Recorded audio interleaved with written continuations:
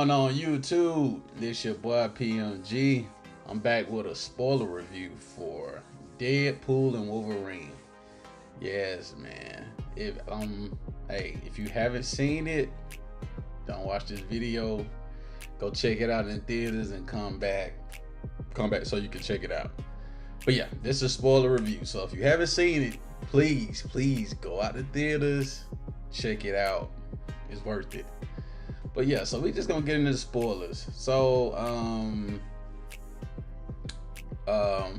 basically I'm gonna kind of jump all over the place. The TVA comes to get Deadpool.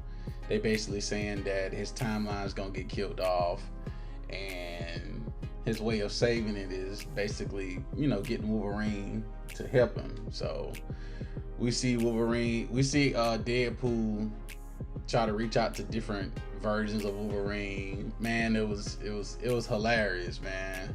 It was hilarious. One of the Wolverines that he went to get was the quote unquote the comic book accurate Wolverine. I think technically, let me see, I think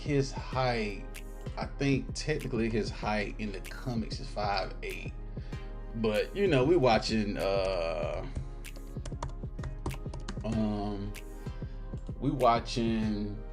they said in the comics he 5'3".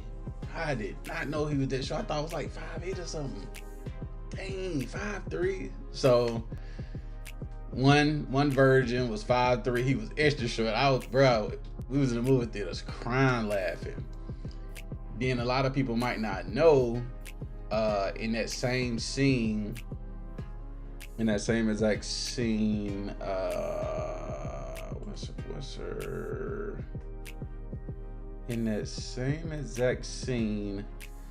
Anna Paquin was actually chilling at the bar too. She played Rogue in the first X-Men, X-Men 2, and X-Men Last Stand. So she had an appearance in that scene that was really, really cool. Then he ended up he ran into different versions, but I'm just gonna kind of talk about the one that stood out.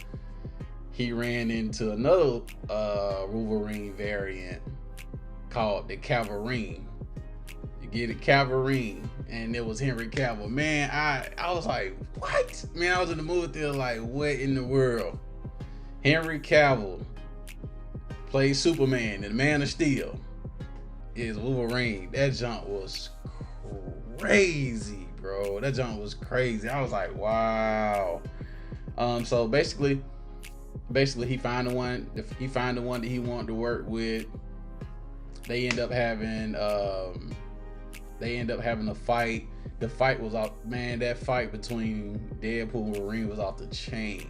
I'm like, just great choreography. It wasn't no CGI fest. It was just, you can tell they really did the choreography. It was practical effects, actual stunt work, and I really, really enjoyed that first scene. Then I guess they finally came around. Somebody else showed up. The face reveal. Everybody thought it was Captain America, but I thought, I was like, yeah, it might be Human Choice. Cause I'm like, his hairstyle, I just kind of felt like, nah, this ain't Captain America. So when he finally showed his uniform and then he said Flame On, I was like, yeah, that's my boy Human Choice. And a lot of people don't know, it was a group that they got thrown inside. They got thrown inside this area where they just throw a lot of mutants at from the TVA. And they had Pyro, Toad, Sabretooth. They was coming out to pick them up and take them back to I don't even remember what girl name, the one that's the female version of Professor X. So a lot of people don't know that was Pyro from X-Men 2, X-Men Last Stand. So when Johnny tried to shoot him, Pyro ability is flame, so he pretty much absorbed all his fire and shut him down. That was cool. Then you had Sabretooth basically, Sabretooth, Tyler Mane, the one that played Sabretooth in the first X-Men, he showed back up. Toad from the first X-Men, played by Ray Park, showed up. He ain't really do much, but I'm saying Sabretooth didn't really do much either. Like Wolverine chopped his head off super quick. So you having a lot of basically Fox, the X-Men characters popping back up. We had Human Torch, Pyro from X-Men 1, 2, and 3, Toad from the first X-Men, Sabretooth from the first X-Men that popped up in that scene. Then when they actually went to the little place, basically like some places they went to inside there, it looks like it's like the actual, like, I guess building or whatever, it scoped it out the Ant-Man. That was pretty cool. So when you get there, you got the Russian mob guy that Punisher had to fight in that first Punisher movie. You got Azazel that showed up. He was in X-Men First Class. I think he showed up in X-Men Last Stand too. Then who else showed up in there? I forgot her name, but pretty much Wolverine's sister that had the claws. She showed up in. I think she showed up in X-Men 2. Yeah, she showed up in there. And basically, make a long story short, Deadpool and Wolverine end up getting up out of there. And another scene where Deadpool and Wolverine get to fighting inside this Hunter Odyssey. It was a funny scene. Man, they was going back and forth. Man, you talking about rated R. They was going at it. Well, they was going at it. So they fight, tire each other out. Next thing you know, somebody get in the car, drive them off. They end up in some type of cave, and Deadpool heard somebody coming, so he tried to attack them. They blocked it, knocked them down. Come to find out, it's Elektra from the Daredevil movie with Ben Affleck. It was Jennifer Garner's Elektra. I was like, oh, okay. Then once she walked in, Blade walked in. Man, I was in the movie. I was like, oh! I literally yelled out. Wesley Snipes' Blade walked in. I was like, oh, that jump was crazy. I was not expecting that. Then right after him, Gambit shows up, and it's Channing Tatum's Gambit. A lot of people don't know Channing Tatum's supposed to play Gambit in a standalone movie for a long time. I think this casting happened in the early 2000s. I want to say maybe 2007, somewhere in there. That's how long it's been. So when I seen him as Gambit, I was like, oh, they finally did something. It's because they said they've been trying to make the movie. It was a mess, but I was like, they finally did something. Finally, it did something. I'm like, wow. So I was super hyped. Because I was not expecting these cameos. I think I only watched 1 or 2 trailers, and that was it. And I was like, I don't want to see nothing else. I don't want to watch no videos talking about Easter eggs and none of that stuff. So it was just exciting to see him. Then to actually see Blade fight, seeing Gambit fight. X-23 showed up from Logan. She's a lot older now. She showed up too. I was like, oh man, they really went out with this. And I'm trying to make sure I don't miss nobody. So basically, they get this plan together because they're trying to get back. They're trying to get back to their universe so they can finish trying to figure out what they need to do to stop his universe from being destroyed. So they team up and go against female Professor Xavier. Let me see what her name is so I can stop saying female. Let me see if they gonna have a name in here. Let's see.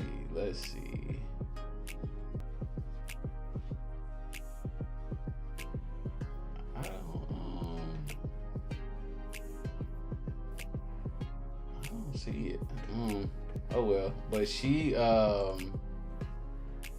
they pretty much went back, and make a long story short, they end up getting a Juggernaut showed up. It wasn't the same actor that played Juggernaut in The Last Stand, but he showed up as usual. They basically used his helmet to suppress her powers and basically got her vulnerable. Her and Wolverine had a touching moment about Professor Xavier and how he loves the mutants and all that stuff. So she ended up having Doctor Strange. I forgot what that piece called. The piece that he used to open up the portals. So I'm guessing she killed them in another universe, and she ended up keeping it. So she opened up a portal, and they was able to leave. And it was, man, I'm trying to figure out, did I forget anybody else as far as cameos? No. Iron Man Mark 5 suit made an appearance.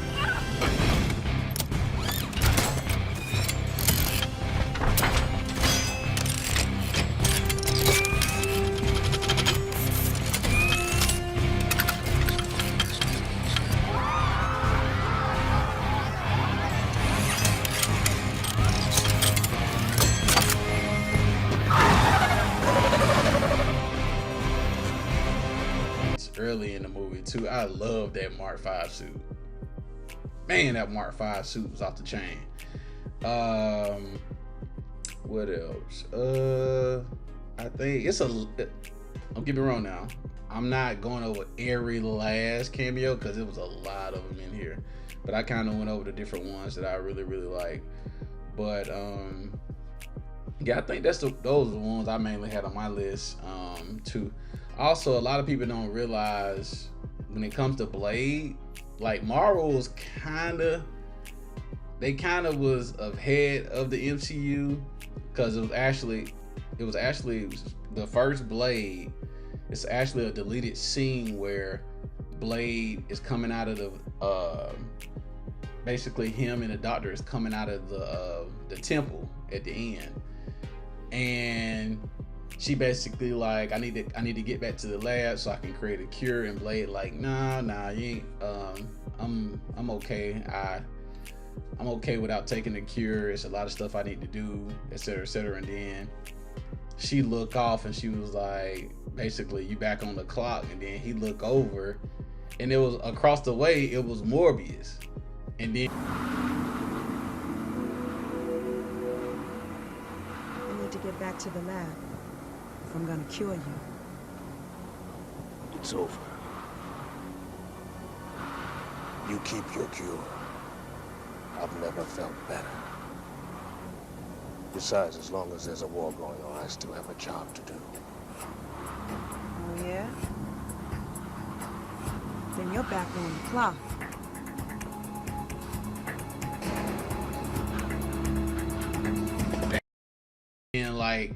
and like he went off like he finna go attack him, and then the scene ends. So it seemed like they actually had plans on Morbius being the next villain in the second movie, but not sure what happened. I think I read something about they went with a different director, and I think the second one, Gordo Terro, I think he the one that did the second one. Basically, they went in a different route, and I guess he wanted to tell a different story, which is cool. But like seeing that like to actually have been in theaters to see an end credit scene of that, and then it end up being in the second movie, that would have been pretty cool. But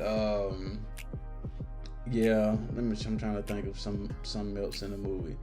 When Wolverine finally puts on the helmet, man, that jump was so epic, because it was like, bro, like he been playing this character for like 24, 25 years, and he never wore the suit, he never wore the helmet, and to actually finally see it, I was like, man, they got down with that.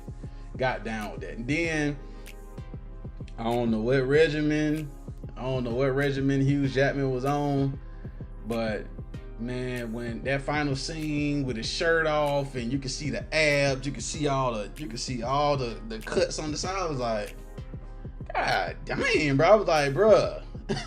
The dude was like, man, I think Hugh Jackman like 50. How old Hugh Jackman is? I think he's like 50.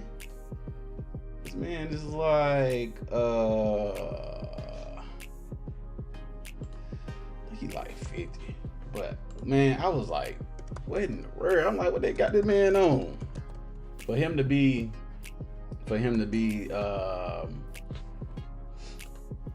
man, 55 years old. For him to have been 55 and was that shredded up and cut up, I was like, God.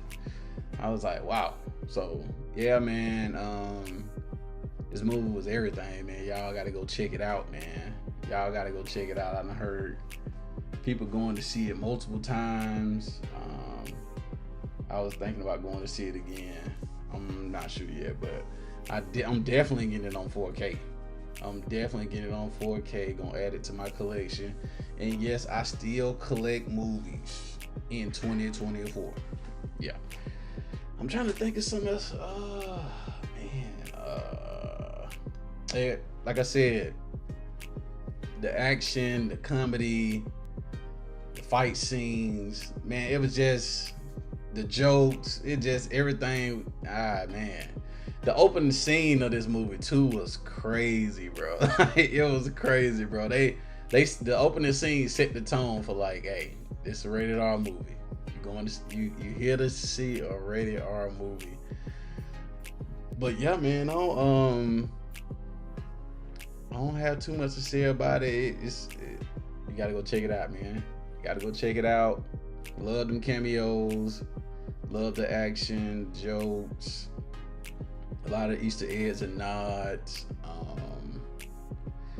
And I'm just hoping with the success from this movie, I hope this continues on with the next. I'm gonna say that at least the next 5 movies. If the next 5 movies can be as good as this or better, then I would say the MCU is back. But we'll see. I'm gonna try to jump the gun. But if you already seen the movie, get in the comment section. Let me know what you think. What was your favorite cameo? What was your favorite action scene? You know, what really stood out in this movie to you that you really, really enjoyed? And like, subscribe, hit the notification bell so you can get all new videos. And until then, I'm out. Peace. Thanks for watching. Hit the like button, hit the subscribe button, and stay tuned for new videos.